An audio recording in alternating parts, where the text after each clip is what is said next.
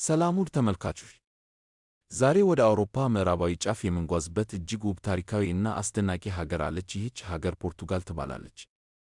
ብዙ ሰዎች ፖርቱጋል ሲባል በመጀመሪያ የሚያስቡት ክርስቲያኖ ሮናልዶ ነው። ነገር ግን ፖርቱጋል ከሮናልዶ በላይ ብዙ የሚያስደንቁ ነገሮች ያሏት ሀገር ናት። ዛሬ ስለዚህች ልዩ ሀገር ታሪክ፣ ባህል፣ አስቂኝ እውነታዎች፣ ሕጎች፣ ምግቦች እና ሌሎች ብዙ ነገሮችን እንመለከታለን። ፖርቱጋል በአውሮፓ ምዕራብ ጫፍ ላይ የምትገኝ ሀገር ናት። ከአንድ ወገን በስፔን ተዋሰናለች፣ ከሌላው ወገን ደግሞ በትልቁ አትላንቲክ ውቅያኖስ ተከብባለች። ዋና ከተማዋ ሊዝበን ሲሆን በአውሮፓ ካሉት እጅግ ውብና ታሪካዊ ከተሞች አንዷ ናት። ፖርቱጋል በታሪክ ውስጥ ትልቅ ቦታ አላት። ከ500 ዓመታት በፊት የፖርቱጋል መርከበኞች ዓለምን በመዞር አዳዲስ መንገዶችን እና አገሮችን ያገኙ ነበር። በዚያ ዘመን ፖርቱጋል በዓለም ላይ ካሉት በጣም ኃያላን የባሕር ሀገራት አንዷ ነበረች። አሁን ደግሞ አስቂኝ እውነታዎችን እንመልከት። በብዙ ሀገሮች የሀገር ምልክት አንበሳ፣ ንስር ወይም ሌላ ኃይለኛ እንስሳ ነው። በፖርቱጋል ግን ታዋቂው ምልክት አንድ ዶሮ ነው። አዎ ዶሮ።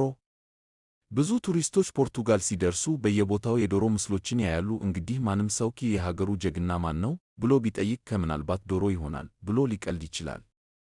ሌላ አስገራሚ ነገር ደግሞ ፖርቱጋላውያን ቡናን በጣም ይወዳሉ። በቀን ብዙ ጊዜ ቡና መጠጣት የተለመደ ነው። አንዳንዶቹ ከምሳ በኋላ፣ ከእራት በኋላ እና በመካከልም ቡና ይጠጣሉ። ኢትዮጵያውያን ይህን ሲሰሙ ከእነዚህ ሰዎች ከእኛ ቡና ትምህርት ወስደው ይሆናል ብለው ሊስቁ ይችላሉ።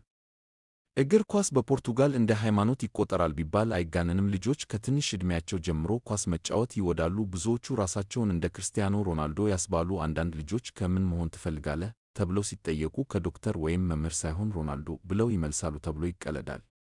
አሁን ደግሞ ስለ ፖርቱጋል ውብ ከተሞች እንነጋገር።